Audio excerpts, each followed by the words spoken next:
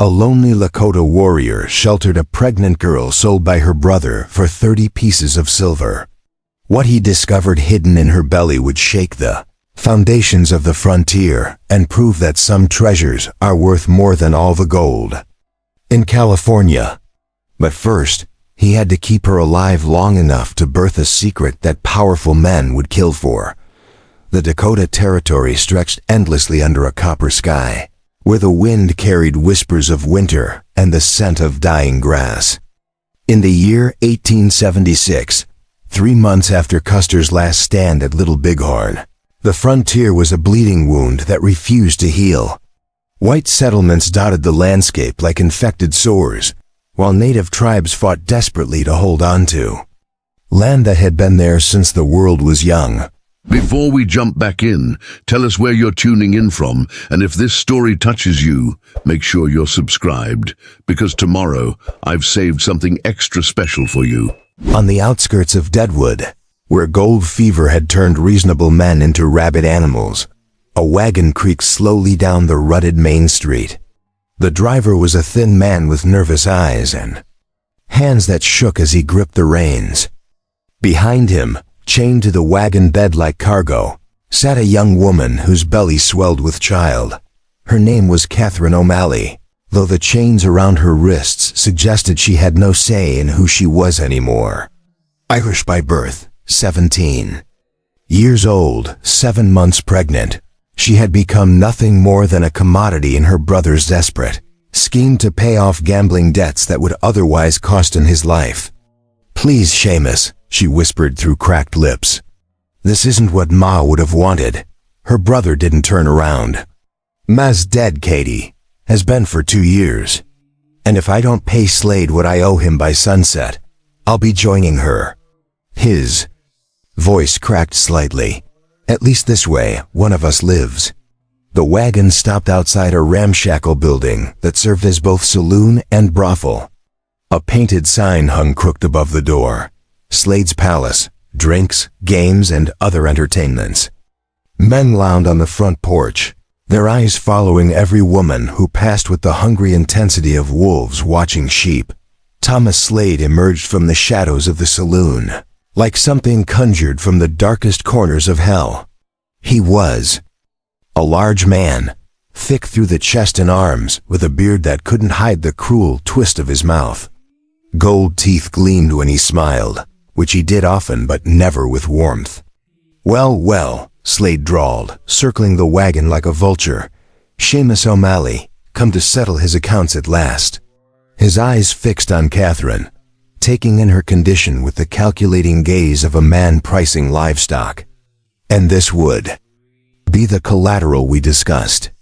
Seamus's hands shook worse now. "She's healthy, Mr. Slade. Strong. The baby's due in a couple months, just like we talked about." "Yes, I can see that." Slade reached out and grabbed Catherine's chin, forcing her to look at him. She tried to pull away, but the chains held her fast. "Pretty little thing, isn't she? Clean too. That's rare in this part of the world." Catherine spat in his face. Slade's expression didn't change, but his grip tightened until she gasped in pain. "Spirit, good. My clients pay extra for spirit." He released her and turned back to Seamus. "The debt is $400, O'Malley. Your sister here will work it off, along with interest. Standard rate is $5 a night, more for specialty requests." "And the baby?" Seamus's voice was barely audible. "Babies fetch good money with the right buyers. Especially white babies. Lot of barren women out here willing to pay handsomely for a child, no questions asked." Slade's smile grew wider. "Don't worry, O'Malley. Your sister's in very capable hands." Catherine felt something break inside her chest, not her heart, but something deeper.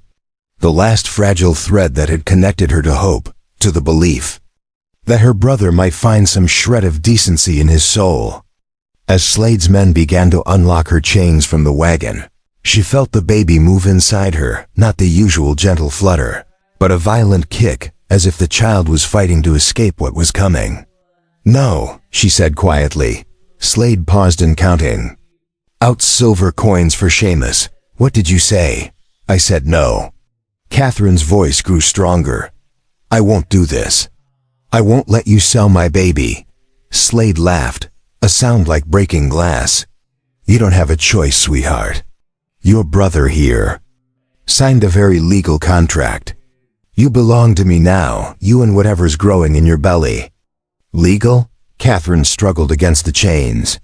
What's legal about selling people? Nothing illegal about a work contract, Slade said smoothly. Happens all the time. Chinese work the railroads, Irish work the mines. Your brother's just arranged for you to work in ... hospitality. The baby kicked again, harder this time, and Catherine doubled over in pain. But in that moment of agony, she felt something else. A presence, as if the child was speaking to her without words. Run, Mama. Run now. The chain connecting her wrists had an old, worn link.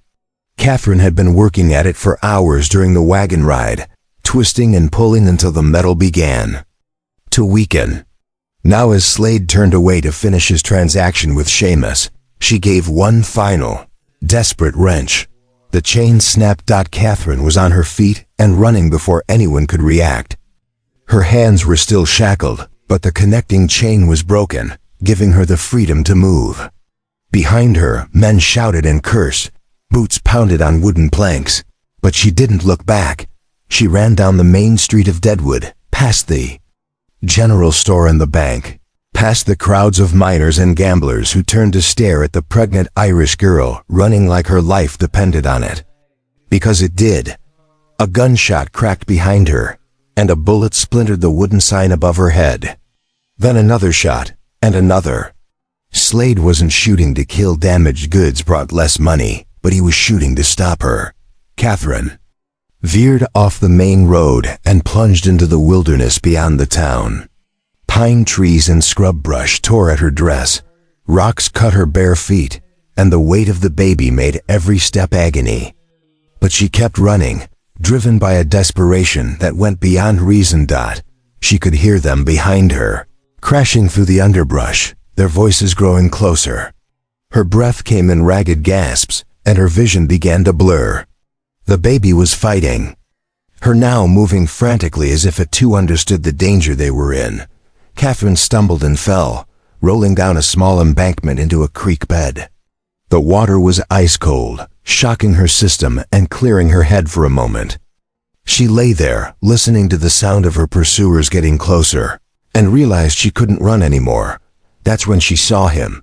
He sat on his horse at the edge of the creek, as still as a statue carved from dark stone. A Lakota warrior, she realized, taking in the long black hair, the strong features, the traditional clothing mixed with white man's boots and gun belt. He was probably in his 30s, with the kind of weathered face that spoke of hard years and harder choices. Their eyes met across the water, and Catherine felt something pass between them. Not words, not even understanding, but recognition. Two outcasts, two people who didn't belong in the world that was trying to destroy them.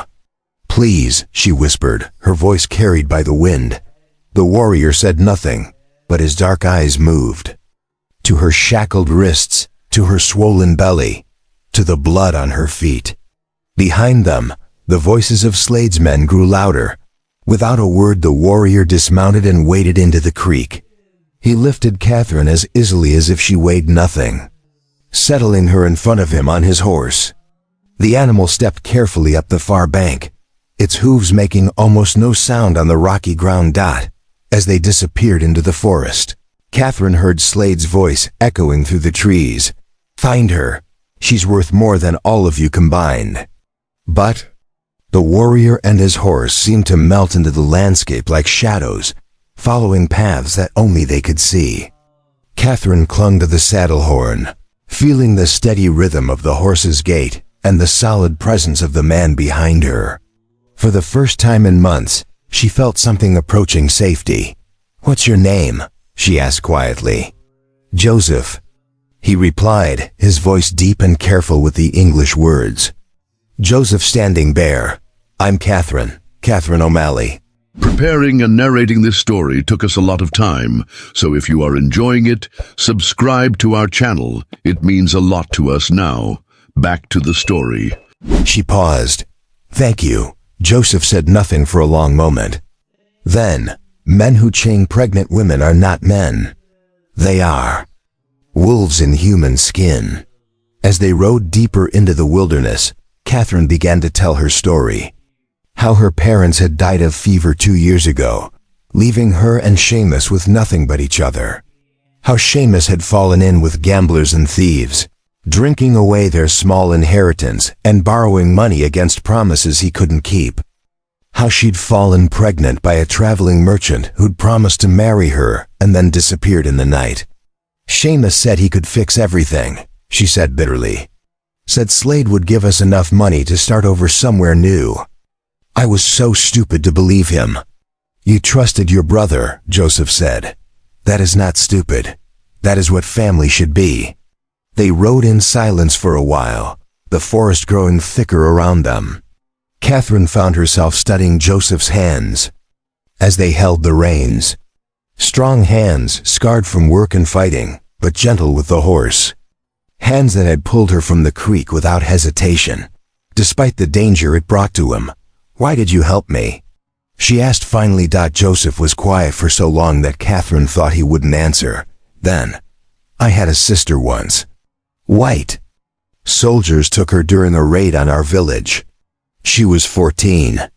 His voice remained steady, but Catherine could hear the pain underneath. "I never saw her again. I'm sorry. The past is like smoke. It can choke you if you breathe too much of it." Joseph guided the horse around a fallen log. But sometimes, the wind brings a chance to do things differently. As the sun began to set, they came to a hidden valley nestled between two ridges. A small cabin sat beside a stream, built from logs and chinked with mud and moss. Smoke rose from the chimney, and Catherine could see a garden plot beside the house, already harvested for the year. "This is your home?" she asked. Joseph dismounted and helped her down from the horse. "Home is where you choose to make it. This is where I choose to live." Inside, the cabin was simple but well maintained. A stone fireplace dominated one wall with shelves holding books and tools. A bed in one corner, a table and chairs, a stove that radiated welcome heat. Everything spoke of a man who lived alone but took care of himself, and his space. Joseph gestured to a chair by the fire. "Sit, you need food and rest." As Catherine sank into the chair, she felt the baby settle more peacefully in her womb.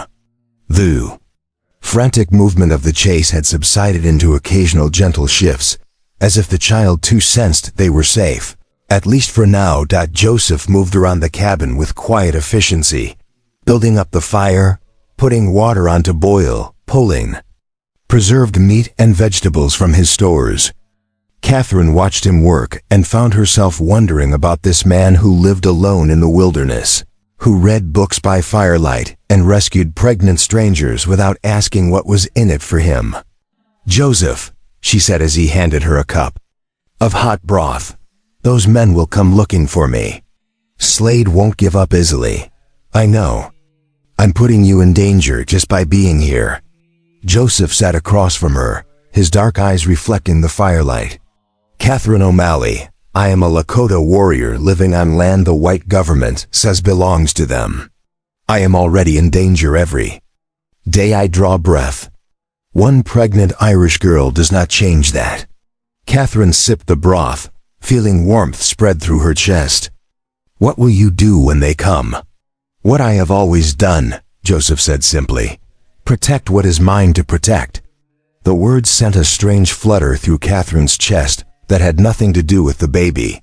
"I'm not yours to protect."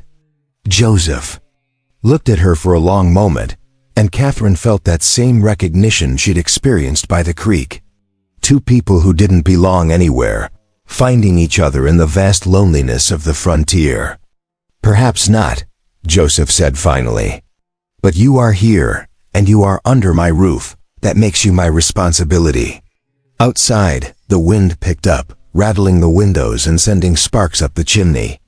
Catherine pulled the borrowed blanket tighter around her shoulders and felt the baby shift again, settling into sleep as if it too recognized this place as sanctuary. But even as warmth and safety surrounded her, Catherine couldn't shake the feeling that this was only the beginning. Slade wouldn't give up easily, and 30 pieces of silver was more money than most men in Deadwood saw in a year. He would come for her, and when he did, this peaceful cabin would become a battleground.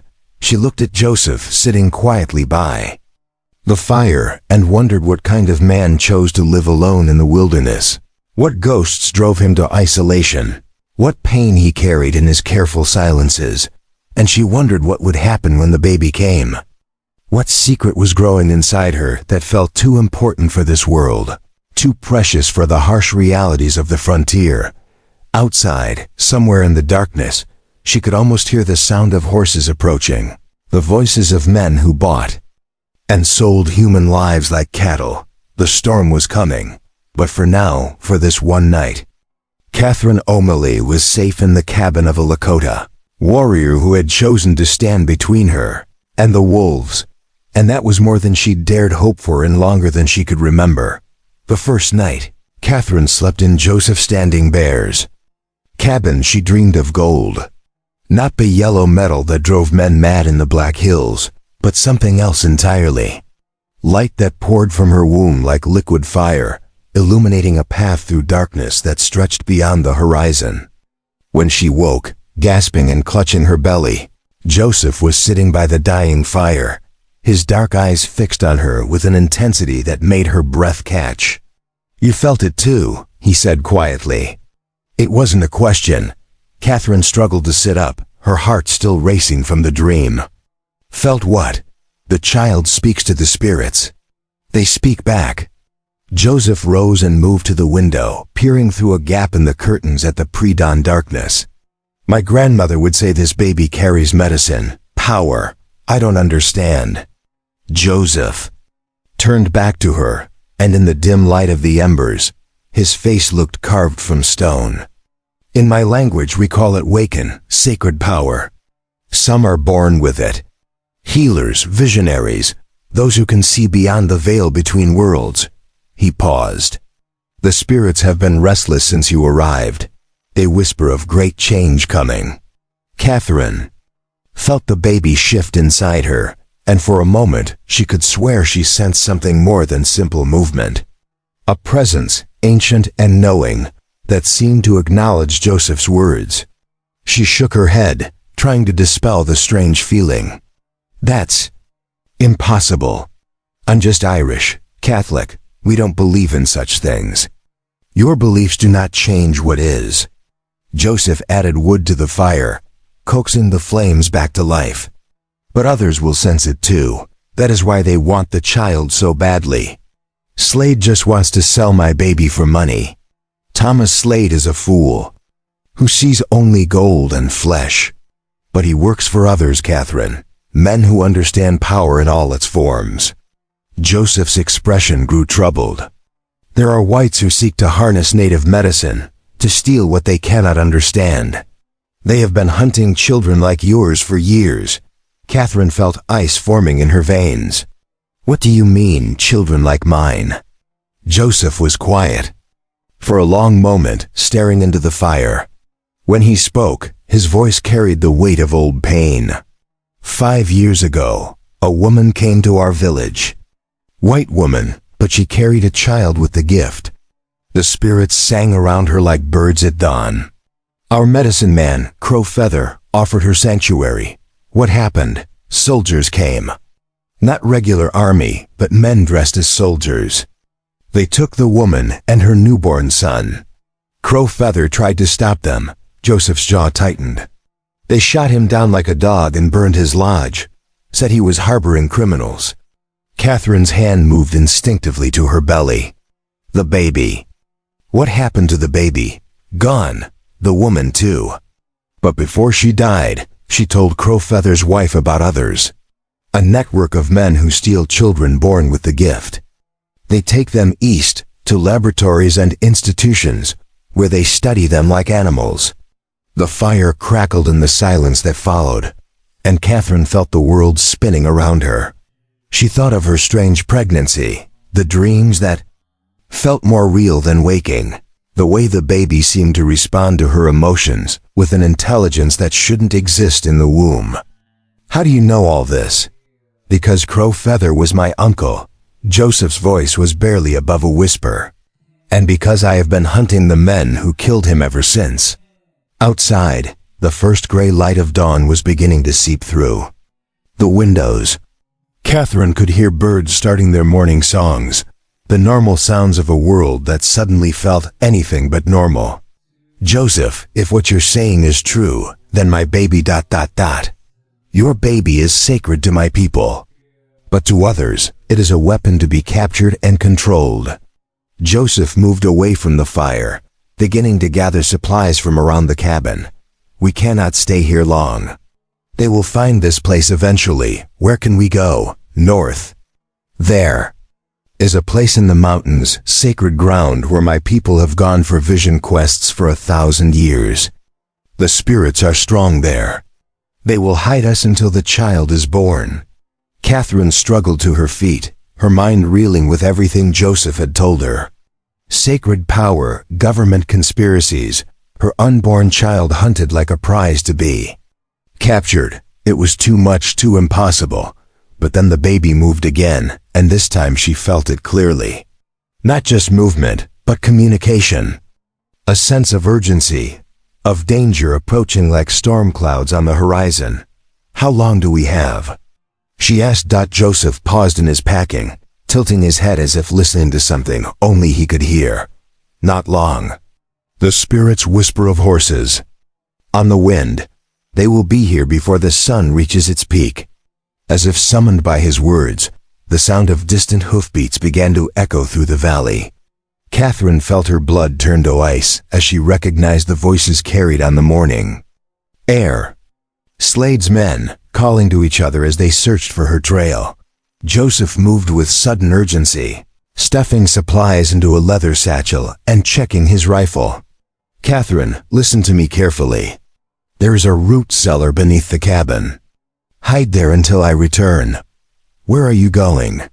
"To give them something to follow besides your scent." Joseph handed her a small pouch of dried meat and a water skin. "No matter what you hear, do not come out until I call for you." "Joseph, no. Don't risk yourself for me." He stopped and looked at her, and Catherine saw something in his eyes that made her heart skip. Not just determination, but something deeper.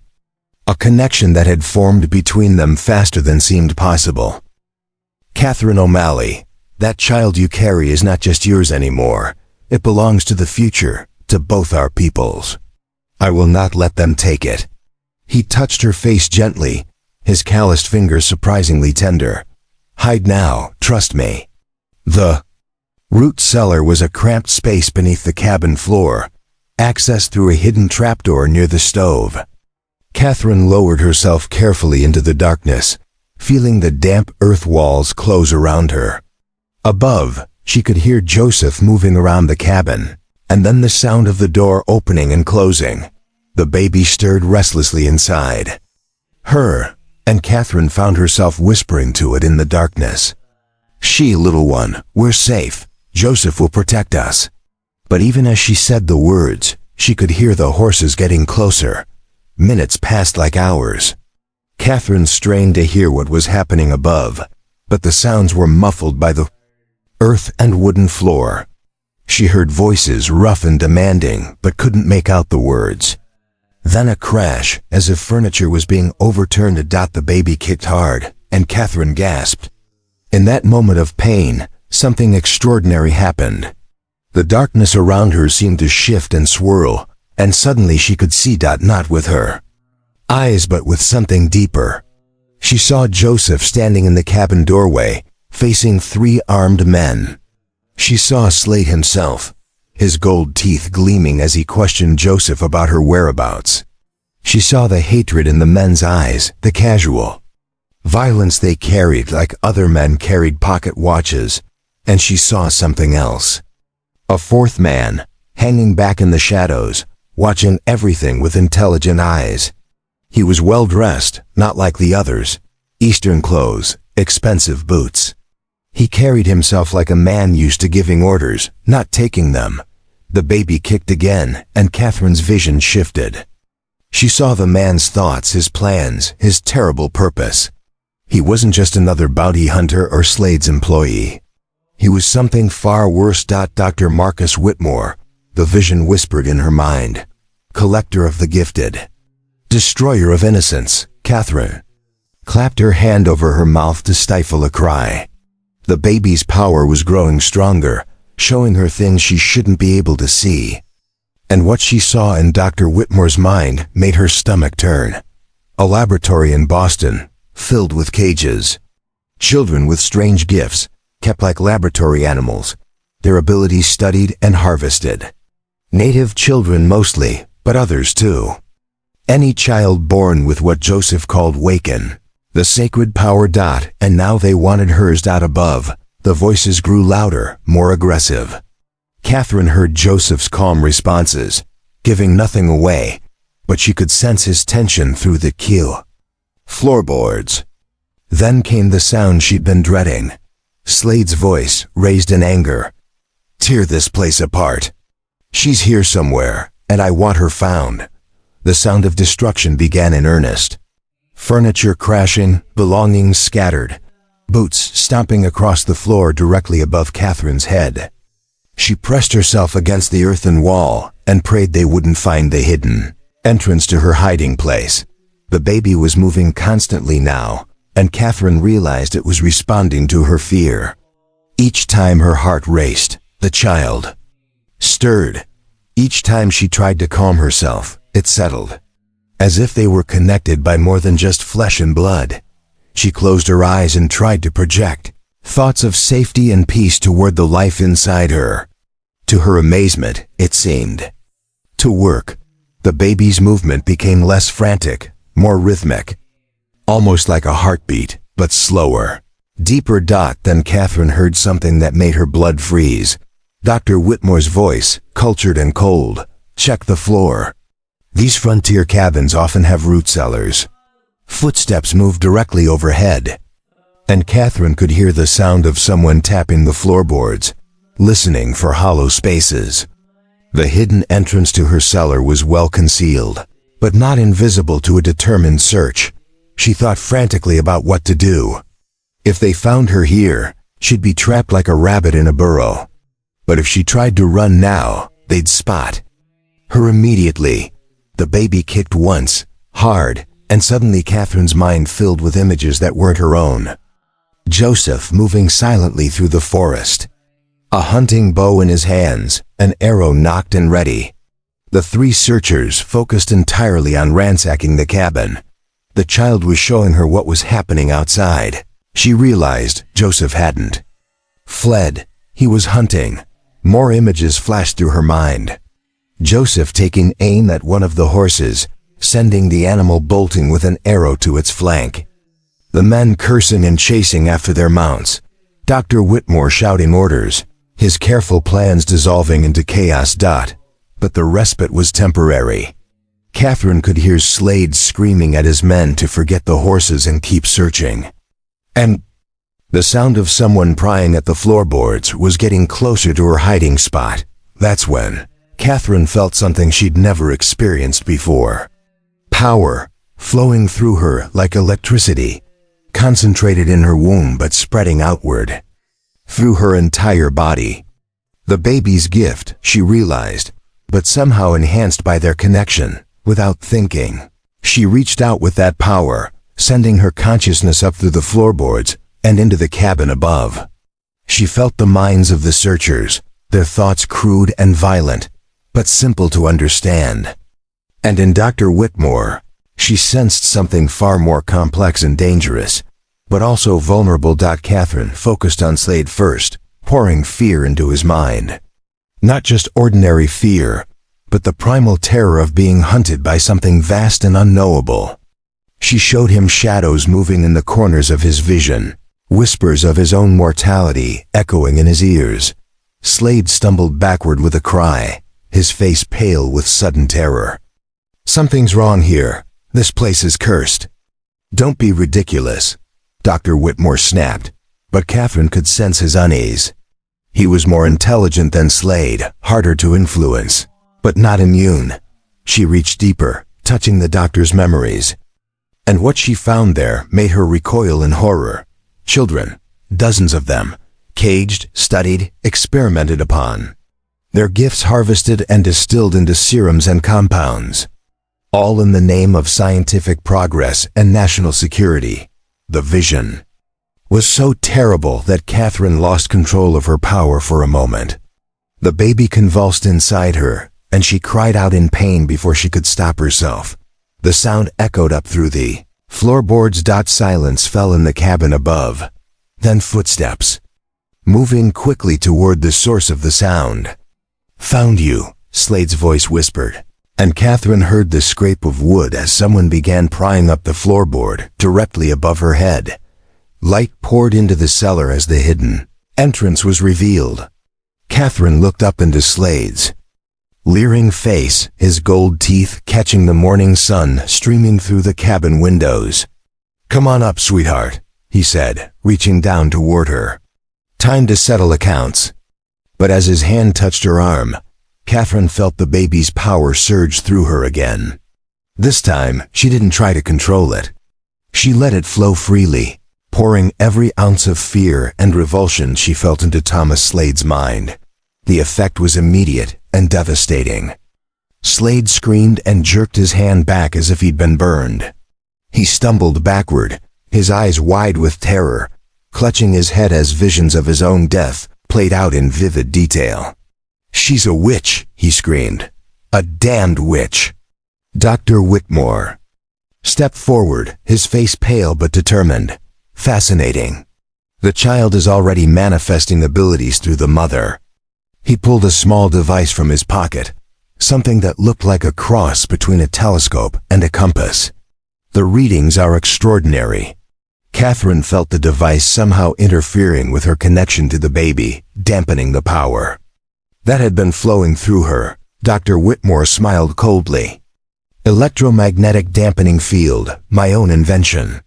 It disrupts the neural pathways that psychically gifted individuals use to manifest their abilities." He gestured to his remaining men. "Extract her carefully. The child must not be harmed." But as the men reached down into the cellar, an arrow sprouted from the chest of the nearest one. He toppled forward, crashing into the cellar entrance. Joseph's voice echoed from the forest outside. "If you want the woman, you'll have to come through me." The remaining men cursed and reached for their weapons, but Joseph was already moving. Catherine caught glimpses of him through the broken floorboards, a shadow among the trees, striking and vanishing like a ghost. Dr. Whitmore pulled out a pistol and fired toward the forest, but his shots went wide. "Savages," he muttered. "No appreciation for scientific progress." Catherine used the distraction to climb out of the cellar, her movements clumsy but determined. The baby seemed to sense their danger, its power flowing through her in waves that made her skin tingle. Slade saw her emerging and reached for his gun, but Catherine looked directly at him and let the baby's gift flow freely. This time, she didn't just project fear. She showed him the truth of what Dr. Whitmore really was, the truth of what happened to the children he delivered, the truth of what he was helping to create. Slade's face went white as the visions filled his mind. "Jesus Christ," he whispered. "What have I done?" But there was no time for redemption. Dr. Whitmore turned his pistol toward Catherine, his face cold with scientific curiosity. "Remarkable. The child's abilities are far beyond what our models predicted. You've just made this entire expedition worthwhile, my dear." Catherine felt the baby surge with power, responding to the threat. But before she could do anything, Joseph appeared in the cabin doorway like an avenging spirit. The Lakota warrior moved with deadly grace, his knife finding Dr. Whitmore's gun hand before the man could pull the trigger. The pistol clattered to the floor as Whitmore screamed and clutched his wounded arm. "You will not touch her," Joseph said quietly. or the child? Dr. Whitmore looked up at him with hatred and scientific fascination warring in his eyes. You have no idea what you're interfering with, savage. That child represents the future of human evolution. That child represents hope, Joseph replied. Something you would not understand. He looked at Catherine, and she saw the question in his eyes. She nodded once, understanding they had to go. Now, before more men came as they prepared to flee, Catherine took one last look at Thomas Slade, who was still reeling from the visions she'd shown him. For just a moment, she saw something that might have been shame in his eyes, but there was no time for mercy. The baby's power was growing stronger with each passing moment, and Catherine could sense other hunters converging on their location. Dr. Whitmore was just the beginning. Whatever was growing inside her, it was something that powerful men would kill for. And the only thing standing between her unborn child and those who would cage it was a Lakota warrior who had chosen to defy an entire world for the sake of hope. As they slipped out the back of the cabin and into the wilderness beyond, Catherine felt the baby settle peacefully inside her, as if it knew that its protector had come at last. But she also sensed something else. A gathering storm of hunters and soldiers, scientists and government men, all converging on the Dakota territory with one purpose: to capture the child that the spirits had blessed with sacred power. The real battle was just beginning. 3 days into their journey toward the sacred mountains, Catherine O'Malley discovered that carrying a child touched by the spirits meant living in two worlds at once. During the day, she rode behind Joseph on his sturdy paint horse, feeling every jolt and bump of the rough terrain through her aching back. But at night, when exhaustion finally claimed her, she soared through realms of dream and vision that defied everything she thought she knew about reality.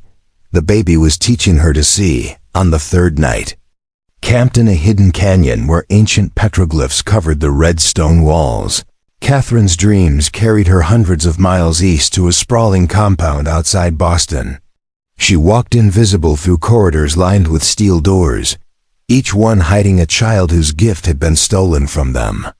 She saw laboratories where men in white coats studied blood samples under microscopes, searching for the source of what they called psychic phenomena, and what Joseph's people called waken. But most terrifying of all, she saw the files. Thick folders containing photographs and detailed records of dozens of gifted children, all marked with the same red stamp, subject acquired. And at the very top of the pile, a new folder bearing her own name and a recent photograph that could only have been taken in Deadwood. They had been watching her long before Seamus sold her to Slade. Catherine woke with a gasp, her heart hammering against her ribs. The baby stirred restlessly inside her, sharing her fear and agitation. Across the dying campfire, Joseph sat perfectly still, but she could see his eyes reflecting the starlight. He had been watching over her sleep, as he had every night since they fled his cabin. "They know about me," she whispered, her voice barely audible above the wind sighing through the canyon. "They've been planning this for months." Joseph nodded slowly. "The spirits showed you the truth. This was never about your brother's debts or Slade's greed. You were marked from the moment they learned you carried a gifted child." Catherine struggled to sit up, her swollen belly making every movement awkward. "How could they know?" "I didn't even know myself until the baby began to manifest its power through you." Joseph added a small stick to the fire, coaxing the flames back to life. "There are those among the whites who have learned to recognize the signs. Changes in electromagnetic fields around expectant mothers, unusual animal behavior, dreams that prove prophetic. But how did they find me in the first place?" Joseph's expression grew grim. "Tell me about the merchant. The one who got you with child." Catherine felt ice forming in her stomach. She had tried not to think about Marcus Kellerman, the smooth-talking trader who had swept into their small Illinois town like a whirlwind and swept out just as quickly, leaving her ruined and pregnant. But now, pieces of a terrible puzzle began falling into place. He said he dealt in rare commodities, things that couldn't be found in ordinary markets. Her voice grew smaller as she remembered details she had dismissed at the time. He asked strange questions about my family, whether anyone had ever shown unusual abilities, whether I had ever experienced visions or prophetic dreams. What did you tell him? The truth. That my grandmother on my mother's side had the second sight, that she could predict deaths and births, sometimes see things happening in distant places. Catherine's hands moved instinctively to her belly.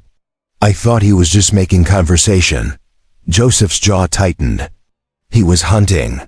The government has men like him in every territory, every state. They identify bloodlines that carry the gift, then arrange for children to be conceived and born under their control. The full horror of it hit Catherine like a physical blow. You're saying that I was deliberately ... bred, like livestock. Joseph's voice carried controlled fury. They have been doing this for decades, creating children with psychic abilities that they can study and exploit. Catherine doubled over as nausea swept through her, but she knew it wasn't just morning sickness. It was the realization that her entire pregnancy, everything she had endured, had been orchestrated by men who saw her as nothing more than a breeding vessel for their experiments. The baby kicked hard, as if responding to her emotional turmoil. And suddenly, Catherine's consciousness exploded outward. She found herself seeing through a dozen different sets of eyes scattered across the Dakota territory. Through the eyes of a cavalry scout, she saw soldiers making camp 30 miles south, their orders clear: capture the Irish woman and her unborn child alive. Eliminate anyone who interfered. Through the eyes of a Pinkerton detective, she saw wanted posters being distributed in every town between Deadwood and the Canadian border, offering a $1,000 reward for her capture. Through the eyes of Dr. Whitmore, his wounded arm in a sling, she saw him studying maps and deploying his agents like pieces on a chessboard, tightening the net around their position. But strangest of all, through the eyes of Thomas Slade, she saw something completely unexpected. The brothel owner sat alone in his office, staring at a bottle of whiskey he couldn't bring himself to drink, haunted by the visions she had forced into his mind. On his desk lay a telegraph message he had written but not yet sent. Cannot complete.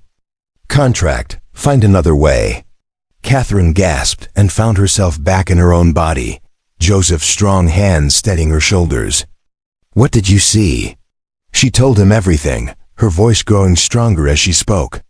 The baby seemed to settle as she shared the visions, as if relieved to have its warnings understood. We cannot outrun them forever, Joseph said when she finished. Too many hunters, too much territory to cover. Then what do we do? Joseph looked up at the star-filled sky, then at the ancient petroglyphs covering the canyon walls. We stop running. Tomorrow we reach Inyan Kara, the sacred mountain. There, we make our stand. What's at this mountain? Power, the kind that has protected my people for thousands of years, long before the whites came to this land. Joseph's eyes reflected the firelight like pools of molten amber. If your child is truly blessed by the spirits, then the mountain will recognize that blessing. And if the mountain accepts us, no army on earth will be able to follow. Catherine wanted to ask what he meant, but exhaustion was pulling her back towards sleep. As she lay down on her bedroll, the baby's movements became rhythmic and soothing, like a lullaby played in her bones. Just before she drifted off, she heard Joseph begin to chant in his native language, words that seemed to resonate with the very stones around them. She didn't understand the Lakota syllables, but somehow their meaning reached her anyway. He was asking the spirits to protect them. All of them. The woman, the child, and the love that was growing between them, whether they acknowledged it or not. The next morning brought the sound of distant gunfire. Catherine woke to find Joseph already up and scanning the horizon with a spyglass he had taken from his saddlebags. His face was tense with concentration. How close? she asked, struggling to stand. Close enough. Joseph collapsed the spyglass and began breaking camp with practiced efficiency. A patrol found our trail from 2 days ago. They are following it like hounds. As if summoned by his words, the baby began to move frantically inside Catherine's womb. But this time, instead of the familiar flutter of tiny limbs, she felt something else. A presence, ancient and vast, reaching out to touch the life growing inside her. Images flooded her mind. Not visions of distant places this time, but memories from the deep past. She saw Inyan Kara as it had been centuries ago when Lakota medicine. Men climbed its slopes to commune with the spirits. She saw the sacred cave near its summit, where visions were received and prophecies born. And she saw something else. A revelation that made her gasp and nearly fall. "Joseph," she whispered, her voice filled with wonder and terror. "The baby isn't just gifted. It's something more." Joseph paused in tying their supplies to his horse. "What do you mean?" "The mountain is calling to it, but not the way it would call to any sacred child." Catherine pressed both hands to her belly, feeling the power stirring beneath her skin like liquid fire. "It's calling to something that belongs there. Something that was always meant to return." Before Joseph could respond, the sound of hoofbeats echoed off the canyon walls. Their pursuers had found them. Joseph vaulted onto his horse and pulled Catherine up behind him in one smooth motion. The paint horse surged forward, its hooves striking sparks from the stone floor of the canyon as they raced toward the narrow exit. Behind them, voices shouted commands and rifles cracked, bullets singing off the rocks around them. But Joseph guided his mount with supernatural skill, weaving between boulders and up steep game trails that no cavalry horse could follow. As they climbed out of the canyon and onto the high plains beyond, Catherine caught her first glimpse of Inyan Kara. The sacred mountain rose from the prairie like a sleeping giant, its dark slopes crowned with mist that seemed to move against the wind. The baby's response was immediate and overwhelming. Power surged through Catherine's body, making her skin glow with inner light. She heard Joseph gasp behind her as the phenomenon became visible. "The spirits accept you," he breathed. "Both of you." But their moment of wonder was shattered by the crack of a rifle much closer than it should have been. A bullet whined past Catherine's ear, and she turned to see a lone rider pursuing them across the open ground. Dr. Whitmore, his face twisted with scientific obsession, firing a repeating rifle one-handed while controlling his horse with the other. "He's going to kill us both just to get the baby," Catherine realized with horror. "No," Joseph said grimly. "He is going to try." The Lakota warrior wheeled his horse around suddenly, drawing his own rifle as he did. Catherine found herself facing backward, looking directly at the approaching scientist. Dr. Whitmore's eyes were wild with a mixture of pain from his wounded arm and fanatical determination. "That child belongs to science," he shouted across the distance between them. "To the future of human evolution." "This child belongs to the spirits," Joseph called back, his rifle steady despite the horse's movement. "And the spirits do not surrender their gifts to madmen." Dr. Whitmore raised his weapon for another shot, but before he could fire, something extraordinary happened. The baby's power exploded outward from Catherine's womb, not as a psychic projection this time, but as pure electromagnetic force. Every metal object within 100 yards became magnetized. Dr. Whitmore's rifle was torn from his hands and went spinning away across the prairie. His horse's bit and stirrups became magnetic, causing the animal to rear and buck in panic. Even the fillings in the scientist's teeth began to vibrate painfully. Catherine felt the power flowing through her like a river of stars, vast and ancient and utterly beyond her control. The baby was protecting them, she realized. But the effort was draining both of them rapidly. "Joseph," she gasped.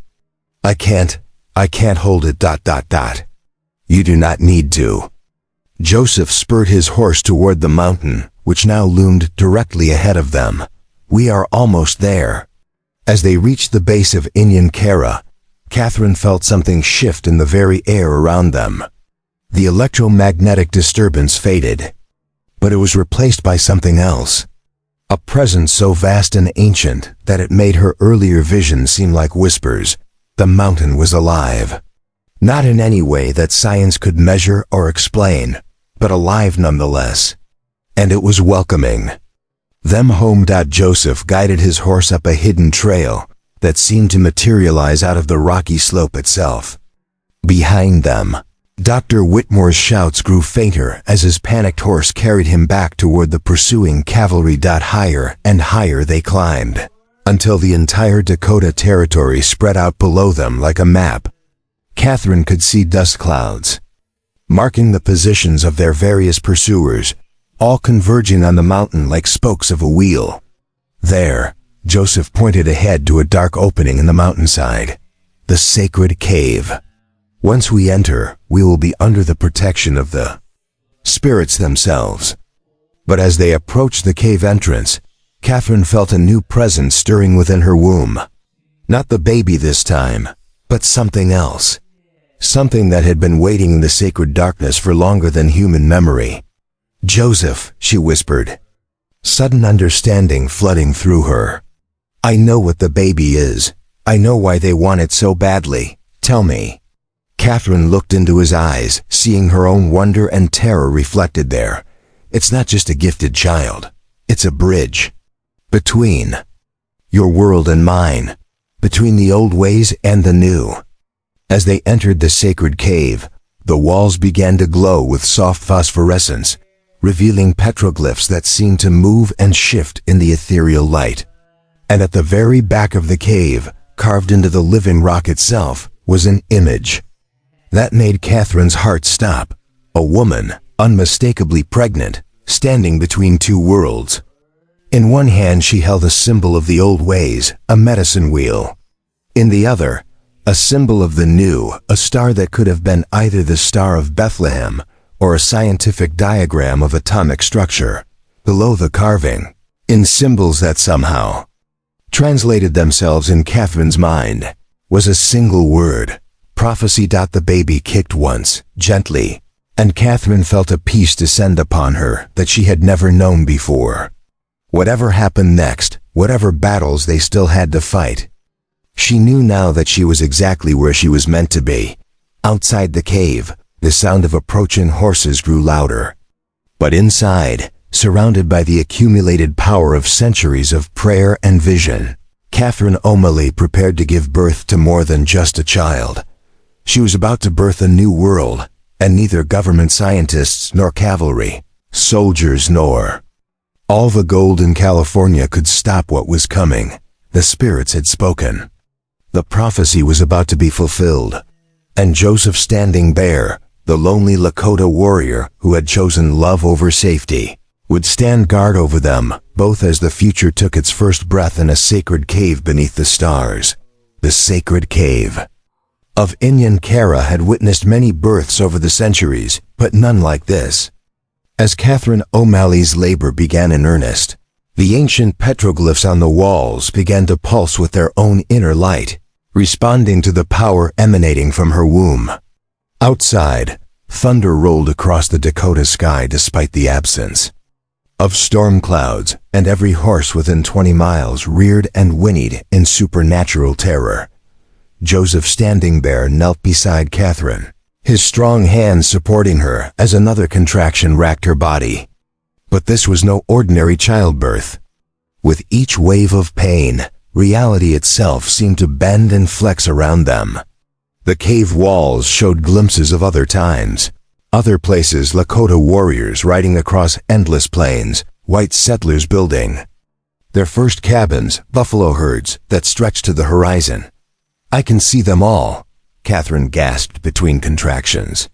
"Every person who ever lived on this land. They're all here, watching." Joseph's face was etched with wonder and concern. In all his years as a warrior and hunter, he had never witnessed anything like this. The child wasn't just being born, It was calling forth the memories held in the very stones of the mountain.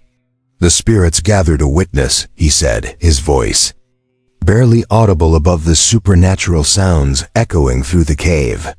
"This birth will change everything."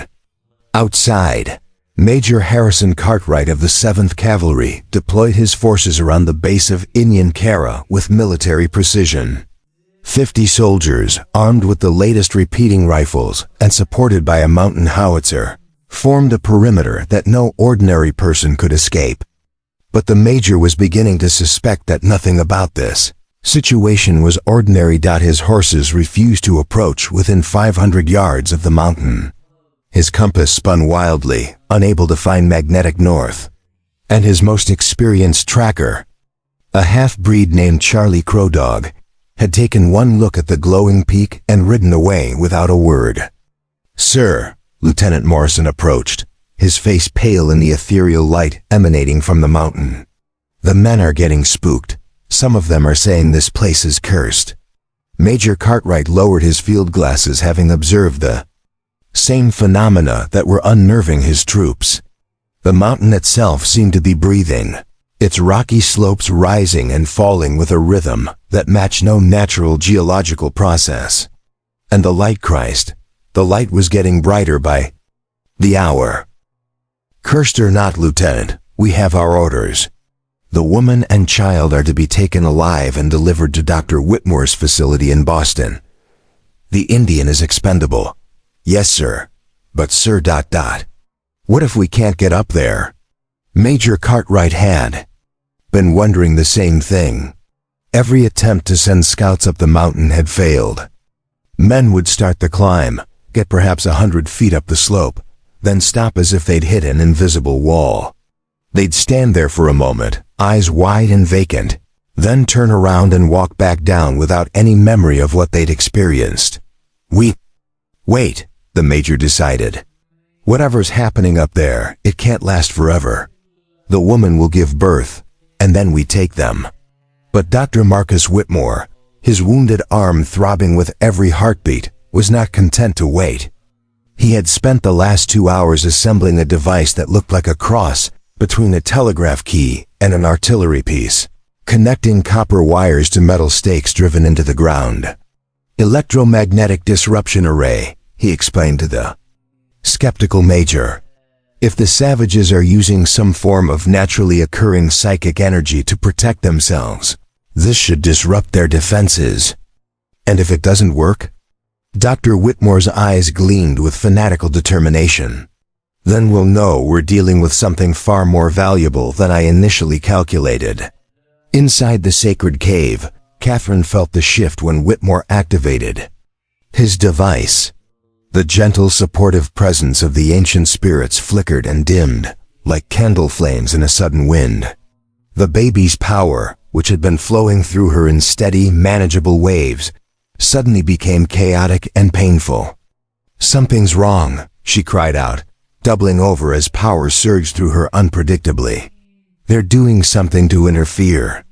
Joseph placed his hands on her shoulders, his own spiritual training allowing him to sense the artificial disturbance in the mountain's natural energies. "White man's science," he said grimly. "They seek to disrupt what they cannot understand." The petroglyphs on the cave walls began to flicker and fade, their ancient light struggling against the electromagnetic interference. Catherine could feel the baby fighting the disruption, its developing consciousness raging against the artificial constraints being imposed on its power.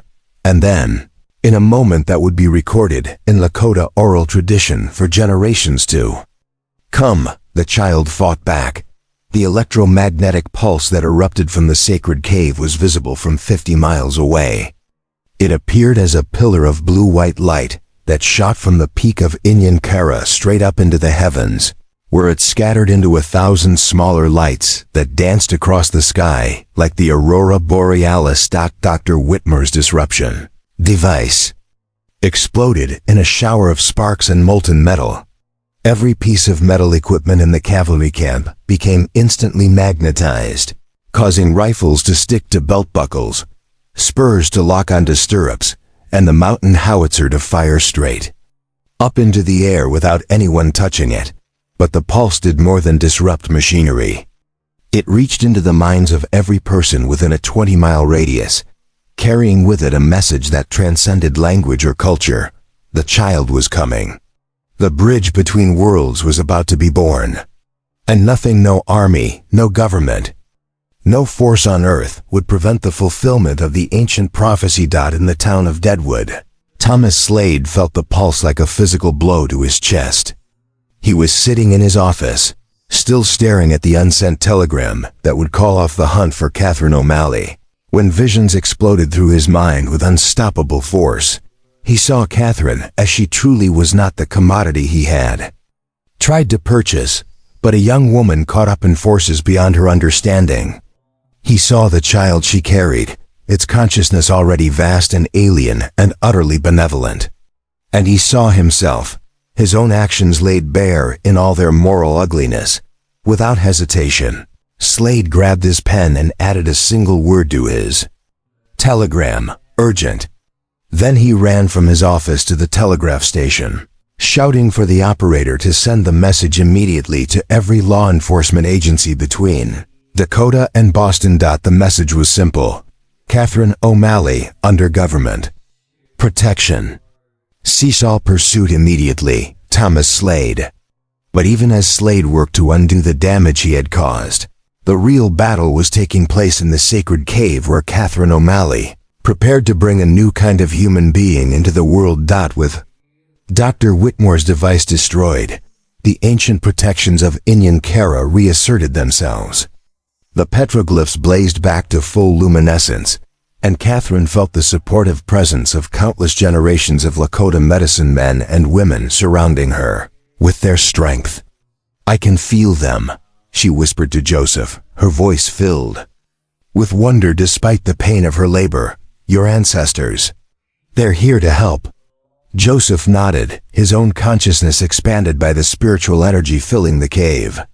He could see them, 2 generations of his people stretching back to the beginning of time, all gathered to witness this unprecedented birth. But he could also see something else, a vision of the future that the child would help bring about. A world where the gifts of both native and white cultures combined to create something greater than either alone. Cities that grew in harmony with the natural world. Technologies powered by spiritual energy rather than coal and oil. Peace between peoples who had been at war for centuries. "The bridge," he said, understanding flooding through him. "The child is the bridge between our worlds." Catherine's next contraction was so powerful that it seemed to shake the mountain itself. But this time, instead of fighting the pain, she embraced it. She could feel the baby's eagerness to be born, its consciousness pressing against the boundaries of the womb like a butterfly ready to emerge from its chrysalis. Outside the cave, Major Cartwright watched in amazement as his entire military operation disintegrated around him.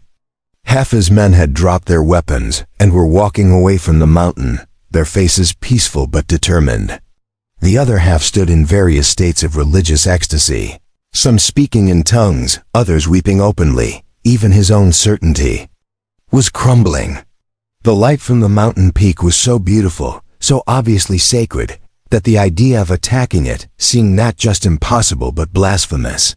"Sir," Lieutenant Morrison approached, but his voice had lost all military bearing. "Sir, I think we should go home." Major Cartwright found himself nodding. "Yes, Lieutenant. I think perhaps we should." Dr. Whitmore, however, was beyond reason. His scientific instruments destroyed, his electromagnetic theories proven inadequate. He grabbed a rifle and began climbing the mountain alone. The sacred protections that had turned away trained soldiers seemed to have no effect on him, not because he was stronger, but because he was too damaged to feel them. "If I can't study the child in my laboratory," he muttered as he climbed, "then I'll dissect it right here on this godforsaken mountain." He was 50 yards from the cave entrance when Joseph emerged to meet him. The Lakota warrior stood silhouetted against the sacred light, his rifle in his hands but not yet raised. Behind him, the sounds of Catherine's labor echoed from the cave sounds. That had taken on an otherworldly quality, as if she was giving birth not just to a child, but to music itself. "Dr. Whitmore," Joseph said calmly, "you cannot pass." The scientist raised his weapon, his eyes wild with obsession. "That child represents the next stage of human evolution. I won't let savage superstition prevent the advancement of science." "What you call superstition, we call sacred truth. What you call evolution, we call prophecy." Joseph's voice remained steady, but his finger moved to his rifle's trigger. "The child will not be caged or studied or dissected. It will be raised in freedom to fulfill its destiny as a bridge between our peoples, over my dead body, if necessary." The two men faced each other in the supernatural light of the sacred mountain, representatives of worldviews so different they might have been from separate planets. Science versus spirituality. Progress versus tradition. The conquest of nature versus harmony with it. Behind them, Catherine's voice rose in a cry that was part pain, part joy, and part something entirely beyond human experience. The child was crowning, its head already visible in the sacred light of the cave. Dr. Whitmore raised his rifle, his finger tightening on the trigger. "Goodbye, savage." But before he could fire, the child's head emerged fully into the world, and with it came a pulse of power so pure and overwhelming that it stopped both men in their tracks. The baby's first breath drew light itself into its lungs. Its first cry shattered every piece of glass within 10 miles, and sent every bird in the Dakota Territory soaring into the sky in perfect formation. And its first sight was of the sacred cave where it had been born, surrounded by the petroglyphs of its spiritual ancestry. Dr. Whitmore's rifle fell from his nerveless fingers as the child's consciousness touched his mind. For the first time in his adult life, the scientist experienced pure, unconditional love. Not the obsessive hunger for knowledge that had driven him for decades, but the simple, overwhelming love that a newborn child feels for all of existence. He fell to his knees, tears streaming down his face. "What have I done?" he whispered. "Dear God, what have I done?" Joseph lowered his own weapon, understanding that the real battle was already over. The child had won not through violence, but through the simple act of being born. Its love was so powerful, so all-encompassing, that it left no room for hatred or fear. Inside the cave, Catherine held her newborn daughter against her chest, marveling at the tiny perfect features that seemed to glow with inner light. The baby's eyes were already open, already aware, looking up at her mother with an intelligence that defied explanation. "Hello, little one," Catherine whispered. "Welcome to the world." The baby smiled, an impossible feat for a newborn, but nothing about this child followed ordinary rules. And in that smile, Catherine saw the future that Joseph had envisioned. A world where love conquered fear, where understanding triumphed over prejudice, where the gifts of all peoples combined to create something beautiful and new. Outside, Major Cartwright made a decision that would end his military career, but save his soul. He ordered his men to stand down and return to their posts. Filing a report that claimed the fugitives had escaped into Canada, Dr. Whitmore stumbled down the mountain. His scientific certitude shattered, but his humanity restored. He would spend the rest of his life working to shut down the programs he had helped create, fighting to protect the children he had once sought to exploit. And Thomas Slade's telegram reached its destinations just as law enforcement agencies across the frontier were receiving new orders. The hunt for Catherine O'Malley was officially terminated, but in the sacred cave of Inyankara, Catherine O'Malley and Joseph Standing Bear, and the child who would bridge two worlds together, began their new life as a family. The baby girl would grow up knowing both traditions, carrying the best of both cultures forward into a future that neither alone could have achieved. The prophecy had been fulfilled. The bridge between worlds had been born, and for the first time in generations, Peace seemed possible in the Dakota Territory.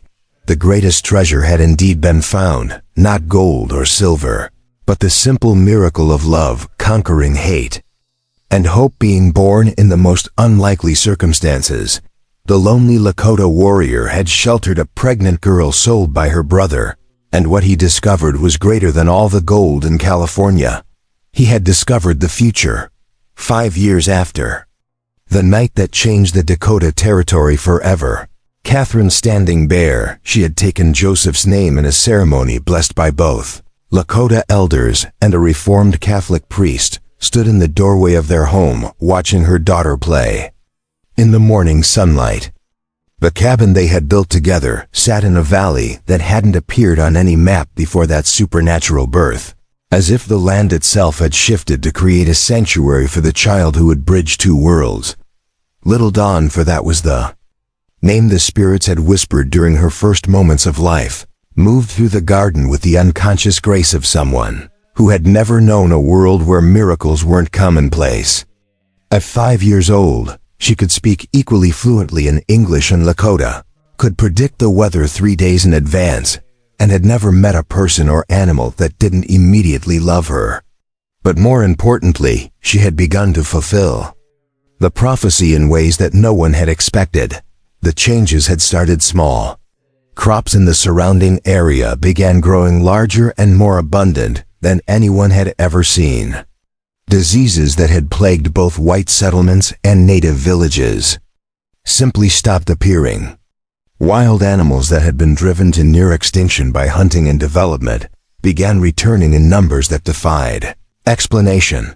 But the most remarkable change was in the people themselves. Catherine watched as Dawn knelt beside an injured rabbit, her small hands glowing with the same ethereal light that had marked her birth. The child spoke to the animal in a language that was neither English nor Lakota, but seemed to be understood by every living thing. The rabbit's broken leg straightened and healed as Catherine watched, and the creature bounded away with obvious joy and gratitude. "Mama," Dawn called out, her voice carrying the clear bell-like quality that made even hardened cowboys stop and listen. "Mr. Slade is coming up the road. He has something important to tell us." Catherine felt her heart skip a beat. Despite everything that had happened, despite his dramatic change of heart and his efforts to protect them, Thomas Slade still represented the darkest chapter of her life. But Dawn had never shown fear of anyone, and her judgment of people had proven infallible. Sure enough, within minutes, Slade appeared at the top of the ridge, riding a horse that looked far too fine for a man who had supposedly lost everything when he abandoned his brothel business. Behind him rode 2 other men, one Catherine recognized as Dr. Marcus Whitmore, though he looked transformed from the obsessed scientist who had once hunted them. The third man was a stranger, dressed in the expensive clothes of an Eastern businessman. Joseph emerged from the barn where he had been working, his hand instinctively moving to his rifle before Dawn's laughter made him relax. The child ran toward the approaching men with the fearless joy that characterized everything she did. "Uncle Thomas," she called out, using the title she had bestowed on Slade during his first visit 3 years ago. "Uncle Marcus, you brought a new friend." Slade dismounted and swept Dawn up in a bear hug, his face transformed by genuine affection. The transformation in the former brothel owner was one of the most remarkable results of that night 5 years ago. The visions Catherine had forced into his mind had shattered his old worldview completely, leading him to close his establishment, free all the women who had been trapped there, and dedicate his considerable fortune to helping other victims of human trafficking. "Hello, little star," Slade said, using his pet name for Dawn. "Yes, we brought someone very special to meet you. This is Mr. James Morrison from the territorial government in Washington." Morrison dismounted slowly, his eyes wide as he took in the impossible beauty of the valley. Like everyone who visited this place, he was experiencing the overwhelming sense of peace and rightness that seemed to emanate from the very soil. "Mr. Morrison," Catherine said, moving to stand beside Joseph, "welcome to our home." The government official seemed to struggle to find words. Mrs. Standing Bear, I have to confess, I wasn't entirely sure what to expect when these gentlemen convinced me to make this journey. But this place, it's like nothing I've ever experienced. Dawn skipped up to Morrison and took his hand, with the casual trust she showed to everyone. You're here about the railroad, she said matter-of-factly. The men who want to build tracks through sacred land. You came to ask Papa and Mama to help stop them. Morrison's jaw dropped. No one had told the child anything about the purpose of his visit. He looked questioningly at Catherine and Joseph, who simply smiled. Dawn sees many things, Joseph explained. It is part of her gift.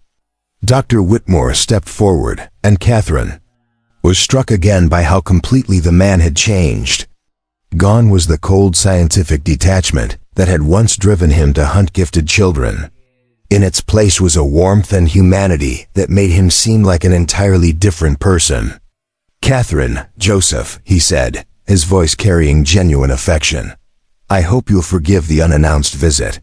But Mr. Morrison's situation is urgent, and we felt Dawn's involvement might be necessary.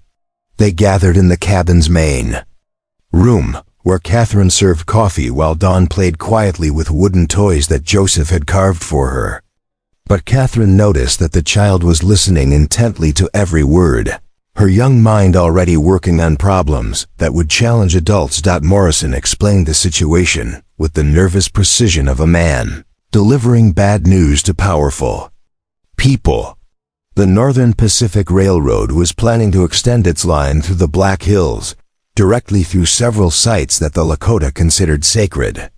The government had the legal authority to proceed, but they were facing unprecedented resistance from both native tribes and white settlers who had experienced the changes brought about by Dawn's presence. It's not just the Lakota, Morrison said, his voice growing more animated as he spoke. Every white settlement within 100 miles of this valley has sent representatives to Washington demanding that the sacred sites be protected. They're saying that the railroad would be an abomination, that it would destroy something precious and irreplaceable. And what does Washington think? Joseph asked, his tone carefully neutral. Morrison shifted uncomfortably. Officially, the government's position is that progress cannot be stopped by superstition, whether Indian or white. The railroad will bring civilization and prosperity to the territory. And unofficially?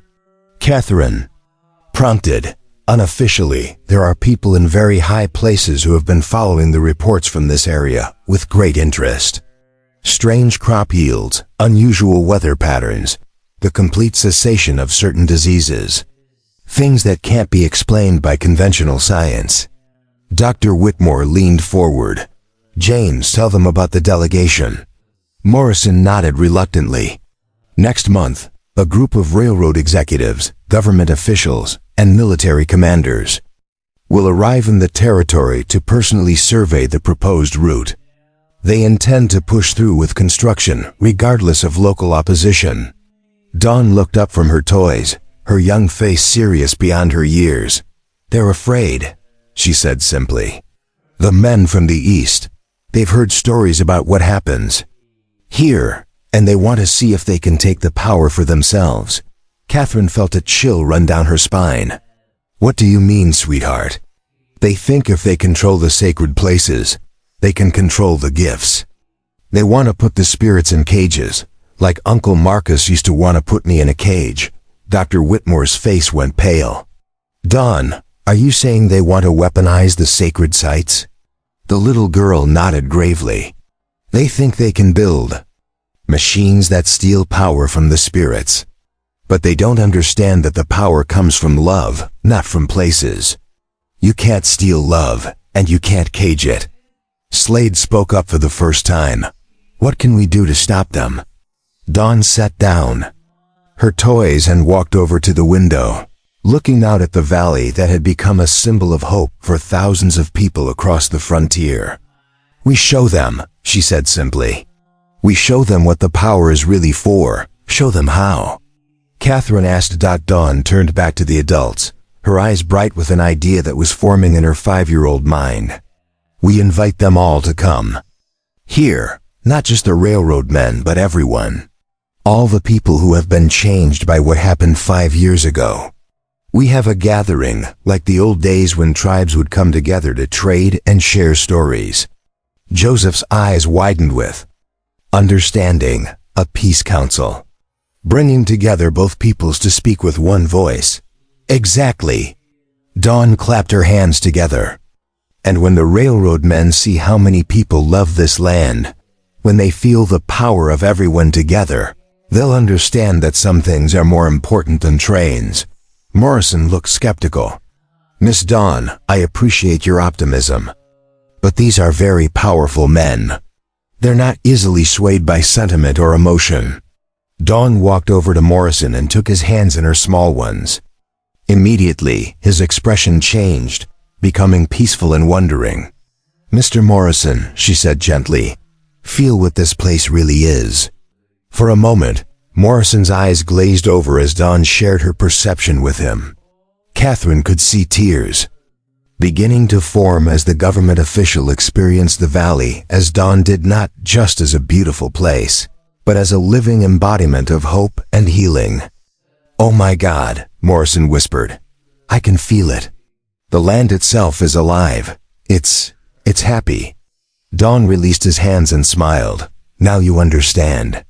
This isn't about Indians versus whites, or tradition versus progress. This is about protecting something that belongs to everyone, something that makes the whole world better." Over the following weeks, word spread across the Dakota Territory and beyond. A great gathering would take place in the valley where the Bridge Child had been born, bringing together people from every walk of life to celebrate the peace and prosperity that had flourished there. The response was overwhelming. Lakota chiefs arrived with entire bands, their traditional enemies the Crow and Cheyenne riding alongside them in unprecedented harmony. White settlers came from hundreds of miles away, some bringing entire families in wagon trains that stretched for miles. Former soldiers who had fought in the Indian Wars rode together with the warriors they had once battled, united now by their shared reverence for the sacred valley. Even more surprising were the unexpected arrivals. Former captives, who had been freed from brothels and slave labor camps across the West, all drawn by stories of the place where healing was possible. Outlaws and lawmen, cowpokes and shopkeepers, people who had never agreed on anything finding common ground in their love for what the valley represented. Catherine stood on a hill overlooking the massive encampment, amazed by the sight of thousands of people living together in perfect harmony. There were no fights, no theft, no violence of any kind. Dawn's influence seemed to extend to everyone who entered the valley, bringing out the best in human nature while suppressing the worst. "It's beautiful," Joseph said, joining her on the hill. In his arms, he carried their newest addition, a baby son born just 6 months ago, who seemed to carry the same gifts as his sister, though perhaps in different ways. "Almost too beautiful," Catherine replied, though she couldn't keep the wonder out of her voice. "It's like a glimpse of what the world could be if we all just tried to love each other." "Maybe that's exactly what it is," Joseph suggested. "Maybe that's what Dawn is really here to show us." Their conversation was interrupted by the sound of approaching horses.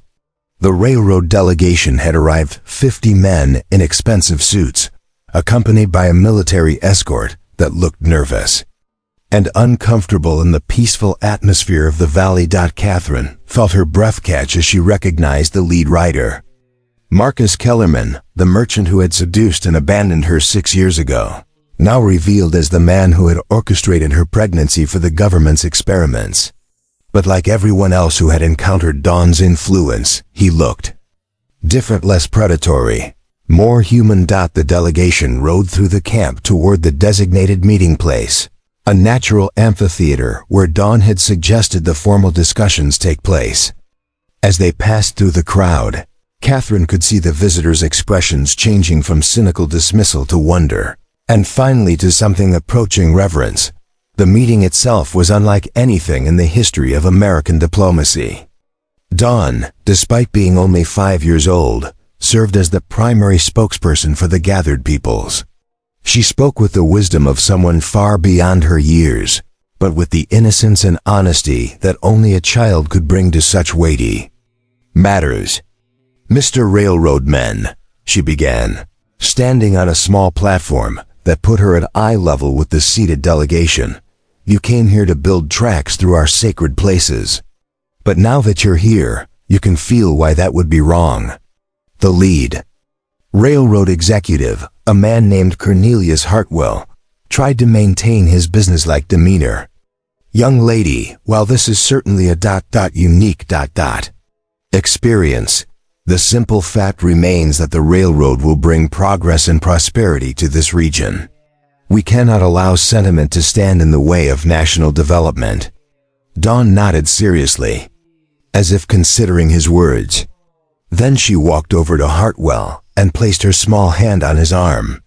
"Mr. Hartwell, may I show you something?" Before he could object, Dawn's power flowed into him, and Hartwell's eyes widened with shock and wonder. In that moment, he experienced the valley as Dawn did, feeling the interconnectedness of all life, the healing energy that flowed through the land, the potential for harmony between all peoples. But more than that, he saw what would happen if the railroad was built through the sacred sites. The delicate spiritual balance that had created this oasis of peace would be shattered. The healing would stop. The harmony between peoples would dissolve into renewed conflict and bloodshed. Hartwell stumbled backward, his face pale with the weight of what he had seen. "Dear God," he whispered, "what have we almost done?" One by one, Dawn approached each member of the delegation, sharing her vision with them. Some resisted at first, but her pure love and honesty eventually reached even the most hardened hearts. By the end of the day, the entire railroad expedition had experienced a transformation as complete as any religious conversion. The formal announcement came 3 days later.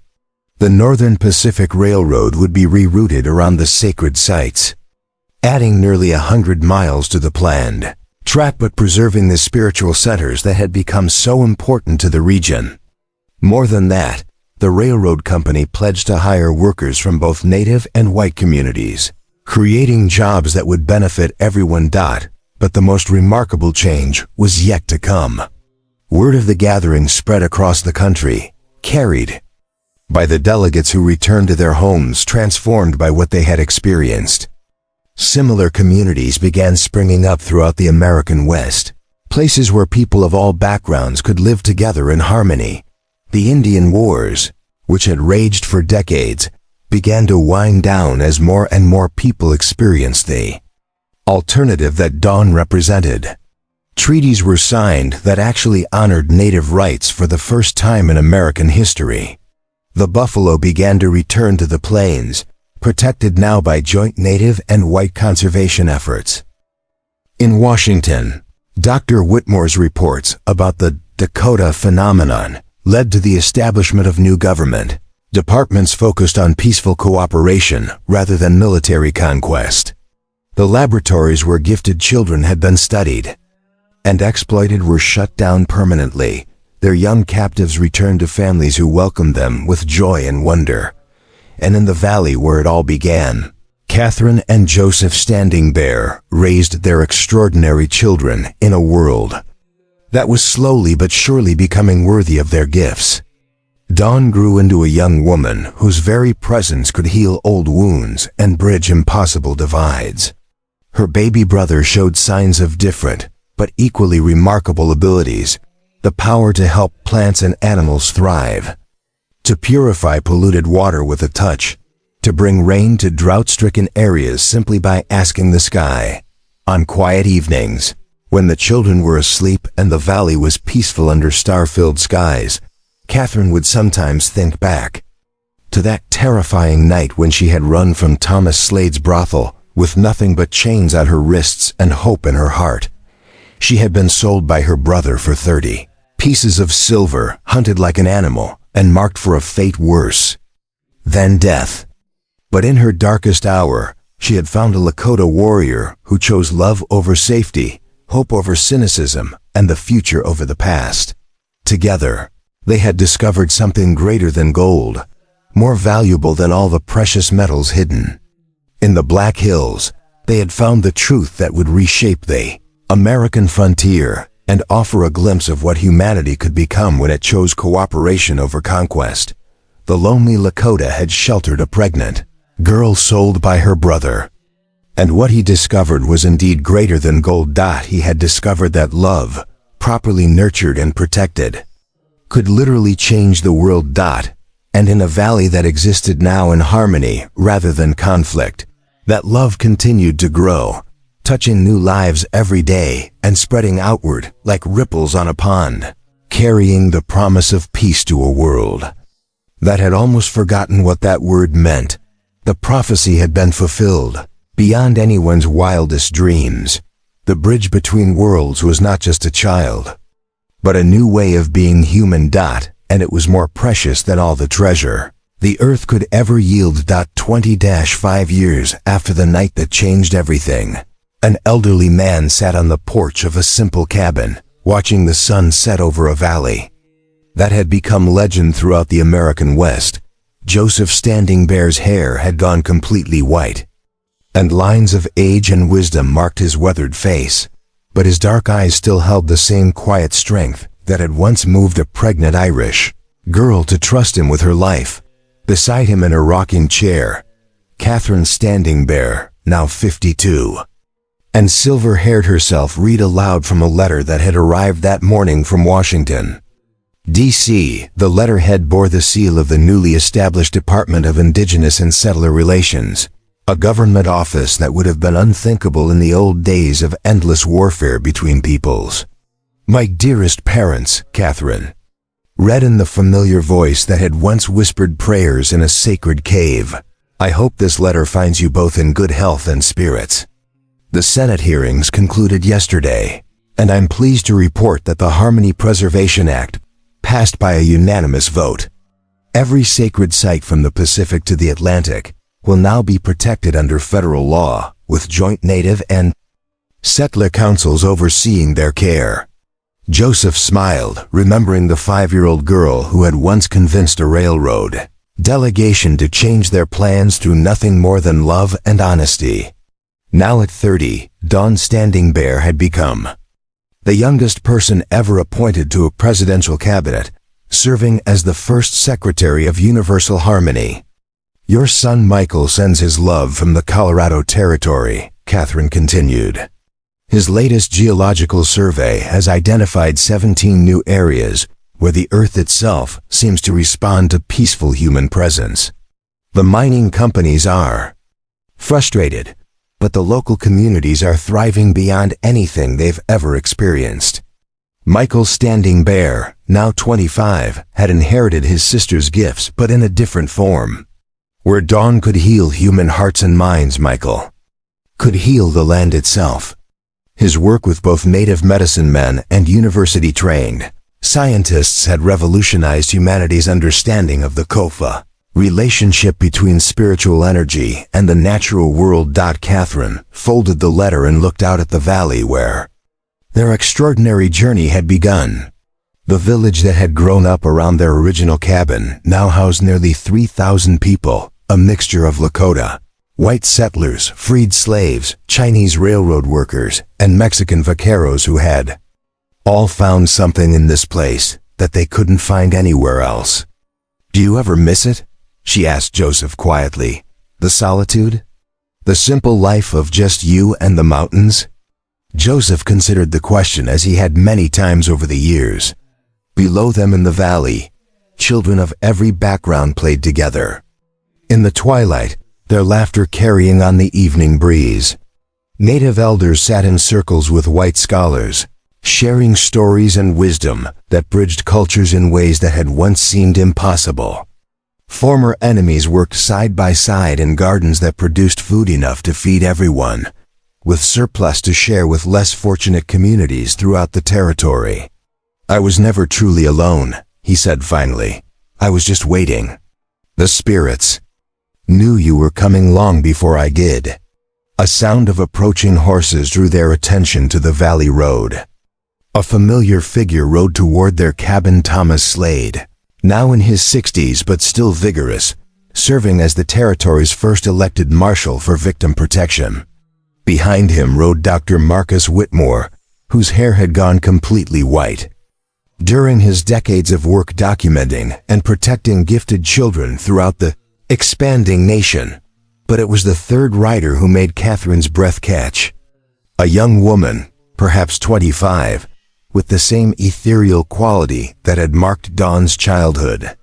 She dismounted gracefully and approached the porch with the confident step of someone who had never known a world where miracles weren't commonplace. "Grandmother Catherine, Grandfather Joseph," the young woman said, using the titles of respect that all the valley's children had adopted for its founding parents. "I bring news from the eastern cities." Catherine and Joseph exchanged glances. This was Sarah Whitmore, Dr. Whitmore's adopted daughter, one of the gifted children he had rescued from his own former laboratory.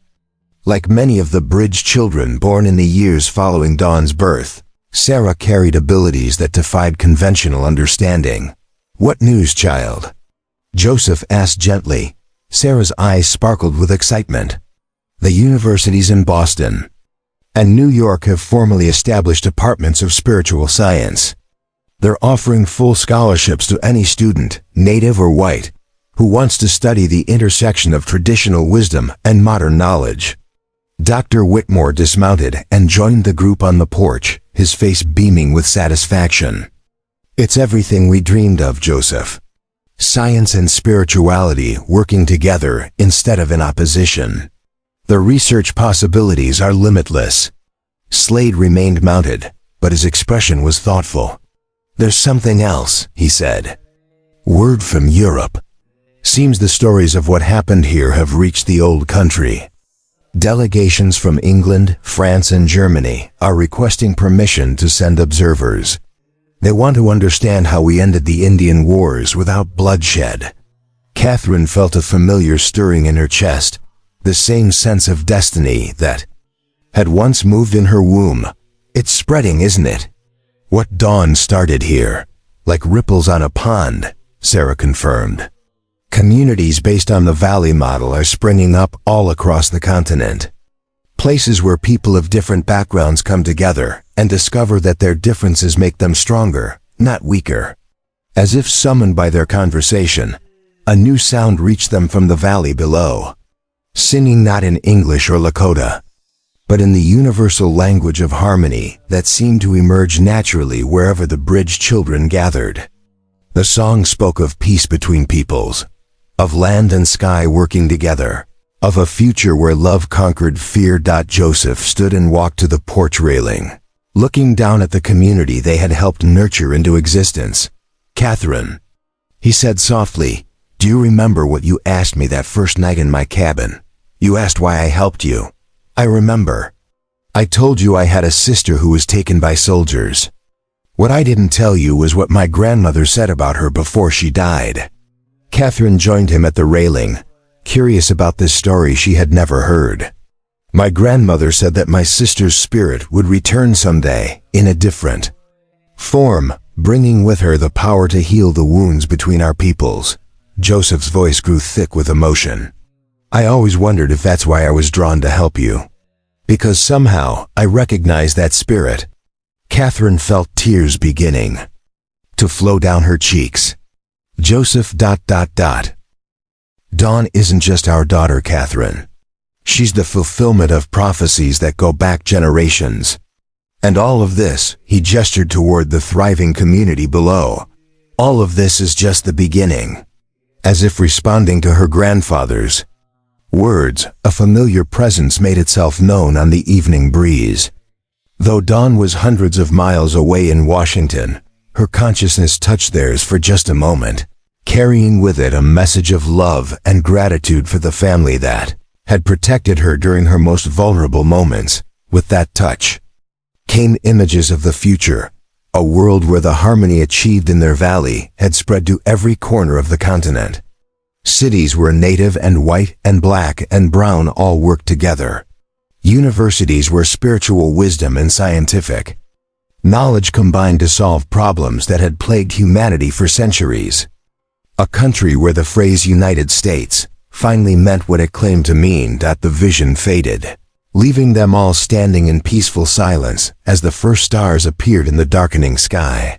"Well," Slade said finally, breaking the spell, "I suppose I should be getting back to town." The new batch of journalists from the Eastern papers arrived today, wanting to write about the Dakota miracle. Someone needs to make sure they don't get too creative with their facts. Dr. Whitmore chuckled. "Actually, Thomas, I think the facts speak for themselves." A former brothel owner turned lawman, a disgraced scientist turned child advocate, a lonely warrior and a pregnant refugee who between them somehow created a new model for human civilization. The truth is strange enough without embellishment. As their visitors prepared to leave, Sarah approached Catherine one more time. "Grandmother Catherine, there's one more thing. The children in the eastern cities, the ones born with gifts like mine, they're all asking the same question." "What question, dear?" "They want to know if they can come here, to the valley where it all started. They say they dream about this place, about learning from the people who first showed the world that different didn't mean enemy." Catherine looked at Joseph, seeing her own answer reflected in his eyes. "Tell them yes," she said without hesitation. "Tell them there's always room for one more in the family." After their visitors had departed, Catherine and Joseph sat together on the porch as they had so many evenings before. The sounds of the valley settling into sleep drifted up to them, parents singing lullabies in a dozen different languages, elders sharing stories around fires that would burn safely through the night, young people planning work projects that would benefit the entire community. "Regrets?" Joseph asked, as he sometimes did. Catherine considered the question as she always did, thinking of the life she might have lived if Seamus had never sold her. If she had never met Marcus Kellerman, if Joseph had never found her by that creek. A life that would have been simpler, perhaps, but infinitely smaller. "None," she said firmly. "Not a single one." Above them, the stars wheeled in their ancient patterns, but somehow they seemed brighter than they had in the old days. As if the light that had been born in a sacred cave 30 years ago had found a way to reach even the heavens. In the distance, a wolf howled, not with loneliness or hunger, but with pure contentment.